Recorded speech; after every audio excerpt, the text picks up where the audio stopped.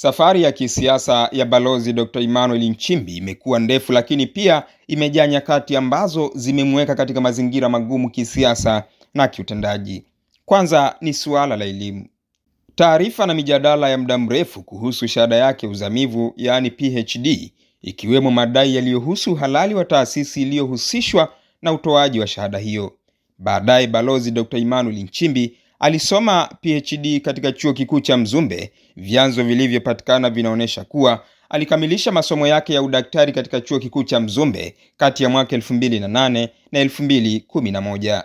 Pili ni kipindi chake ndani ya UVCCM.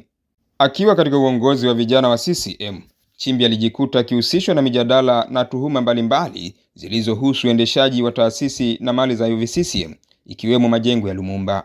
Hii ilikuwa moja ya nyakati zilizoweka jina lake katika mijadala mikubwa ndani ya Chama cha Mapinduzi. Na tatu, akiwa waziri wa mambo ya ndani. Nchimbi aliwahi kuwa waziri wa mambo ya ndani kati ya mwaka 2012 na 2013. Kipindi hicho kilikuwa na ukosoaji mkubwa kuhusu operesheni tokomeza ujangili, huku kukiwa na madai ya ukiukwaji mkubwa wa haki za binadamu. Shinikizo hilo lilifikia hatua ya Nchimbi kuondoka katika nafasi hiyo. 4. Safari yake ya kisiasa na Edward Lowassa. Nchimbi pia aliwahi kuwa sehemu ya mazingira ya kisiasa yaliyomzunguka Edward Lowassa. Kipindi hicho kilimweka katika nafasi nyeti ndani ya siasa za CCM na baadaye katika mvutano uliotokana na mabadiliko ya kisiasa yaliyokuwa yakitokea ndani ya chama.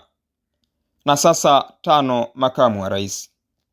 Baada ya kurejea kwenye kilele cha siasa za kitaifa, Nchimbi aliteuliwa kuwa mgombea mwenza wa Rais Samia Suluhu Hassan mnamo mwaka 2025 na baadaye kuwa makamu wa rais.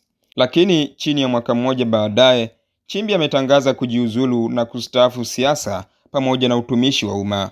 Uamuzi huo utaanza rasmi mnamo Septemba 4, 2026. Hapo ndipo historia hii inapozalisha swali kubwa. Je, tatizo ni Nchimbi mwenyewe?